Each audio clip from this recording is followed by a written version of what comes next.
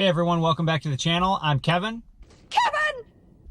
In case you're just joining me, I am documenting my ownership of my 2022 Ford F150 Powerboost Lariat 500A, and I've been doing several videos on things like fuel economy, on basically my overall initial impressions of the truck, some accessories that I got. I'll link down below where you can see the other videos I did in a playlist, one separated into the miles per gallon videos, and the other one's just the general playlist. I also, by the way, I'm an amateur musician, and I have another playlist for my music, so if you see that, that's why that's there. Feel free to check those out if you want to.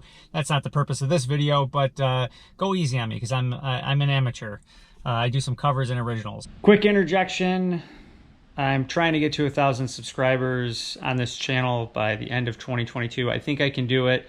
And as a matter of fact, I made a promise to you, the viewers, that if you look at my last video on the accessories that I did, it will outline exactly what I promised to do. So please watch that video, and hopefully I can get to 1,000 subscribers. Today's video, we're going to talk about the dreaded rust. So I think in 2021, when the F-150 was redesigned and first came out for the 2021 model year, we can rebuild him. We have the technology. There was some issues where some owners saw some surface rust on some undercarriage components, things like the drive shaft, the transfer case, exhaust system, basically unsightly rust. And Ford's response to all this was that it's just aesthetic and it's not going to affect the operation of the truck. But it's divided people into two very, well, maybe not two camps. You're either for me or against me. There are polar opposites. I've been reading on forums of people who are just like, it's just rust, who gives a crap? And then people are just like, no, I'm paying $60,000 to $80,000 for a brand new vehicle. I should expect it to be, you know, at least not have rust on it to begin with. I can see the point for the argument for both sides, whereas some people who are maybe used to heavier duty equipment, big excavators and dump trucks and large backhoes and whatnot, and a lot of those you know, can come with surface rust initially, and that's not that big a deal, and those trucks last just fine, and it's not a big deal. And then I admit that I kind of fall into the one side where I'm just like, hey, I'm making a huge purchase here, and for there to be surface rust, I don't know that I'm happy with that. I'm as mad as hell, and I'm not gonna take this anymore! Some people can buy a house for how much these trucks cost.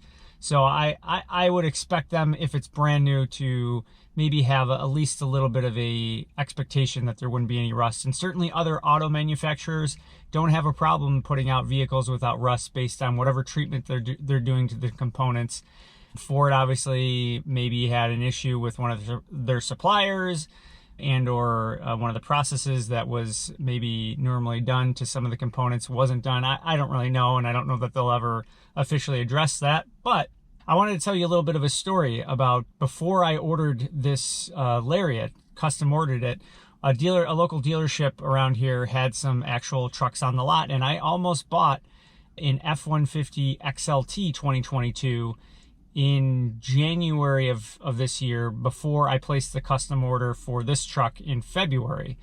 And the reason that I backed out of that truck, I actually put a deposit down on it and was almost going to buy it. Well, it was twofold. It was one, I really did want a Lariat for the several reasons I listed in my other video, the initial impression video that you can go back and watch. But then also because when I looked underneath it, I saw that it had a whole lot of rust. I mean, we're talking like an obscene amount of rust on the transfer case, on the exhaust components, and a little bit on the drive axle. So for me, it kind of scared me a little bit. So I wanted to take a step back and go, all right, maybe getting a truck immediately is not the way to go, and see if they can correct this. And if I order a truck, then maybe they'll have some time to fix all these problems. And then worst case scenario, most of these dealers, if you custom order a truck, you put down a deposit And if you don't want the truck, you just say you don't want it, they'll refund your deposit and they'll sell it to someone else for MSRP or whatever, and be perfectly happy that you helped them get a truck on their lot that they could sell to someone immediately and for a higher profit. So I said, well, what do I have to lose? Let me order a truck and see what happens. So when I first checked out the truck, when it came in, I looked underneath. I'm going to put in a couple shots now of what the truck looks like today, and this is about maybe a month after I've picked up the truck. There's definitely a little bit of rust under there. As you can see here, as we drive under the truck, there's not a ton. I'm going to insert a couple other shots here where you'll see that, as I crawl underneath the truck, some of the close-ups on some of the actual areas and areas that are really, I guess, not even that much of a cause for concern. I mean, I don't know. Would I have liked there not to be any rust at all? Yes, but rust is going to happen around where I live because we have salt and, snow and ice and all that. So I'm not going to let it bother me beyond this. This is the only time I'll address it, or I'm not going to make another video on this unless for some reason I look under there 2 or 3 months from now and it's just like covered in rust. Shit everywhere. There's shit everywhere! But I don't see that necessarily happening anytime soon, and obviously, in all reality, it's not going to affect the transfer case or the drive shaft all that much. Maybe I would be a little concerned if it was in the exhaust system, eventually creating a hole in it or whatnot. But I think for the most part, this is an acceptable amount of rust for me at this present moment. So, yeah, so that's pretty much it. I just wanted to do a quick video on that. Have you liked or subscribed yet? Please like and subscribe. My goal is to get to 1,000 subscribers by the end of 2022, and I'm hoping that I can do it with your guys' help. It really, honestly, doesn't cost you guys a cent